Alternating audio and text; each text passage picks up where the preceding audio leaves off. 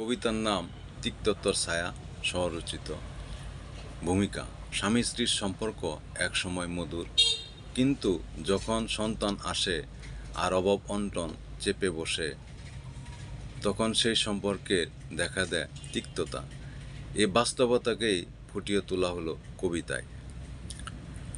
স্বপ্ন নিয়ে ঘর সাজালো, চোখে ছিল রঙিন আলো, হাত ধরেছে হাতে প্রেমে, থাকতো যেন নীরব মেমে। হাসি খুশি কথার ছলে চলতো দিনটি সুখের দোলে।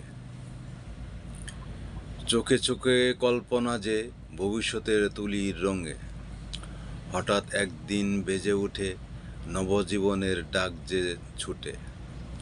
ছেলে মেয়ে এলো ঘরে, চাহিদা আর দায়িত্ব ধরে, চাহে দুধ আর জামা কাপড়, চাহে চাল আর বাড়ে দাপ্তর।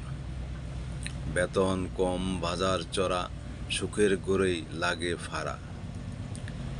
একটু কথা রাগে ফেটে, চোখে চোখে আগুন বটে। যে ছিল মধু মেশানো, আজ তা যেন বিষের পানু। তুই বলিস কেন আমি পারি না, ঘরের কাজে হাসি জোরে না, যত দোষ সব এখন আমার, কথায় কথায় কেমন আরাম। সন্তান ঘুমায় চুপটি হয়ে, চোখে দেখে ছিন্ন অঙ্গে। মা বাবা আর ঝগড়া করে, ভাঙে ঘরের মধু ঘ্রাণে। উপসংহার: মধুর ছিল যে বন্ধন আগে, অভাব এলে বিষে লাগে। মন মানুষের রং যে ফিকে, তবু প্রেমের আলো টিকে। মিলেমিশে ধৈর্য ধরে চলো পথে সমঝোতার ঘোরে।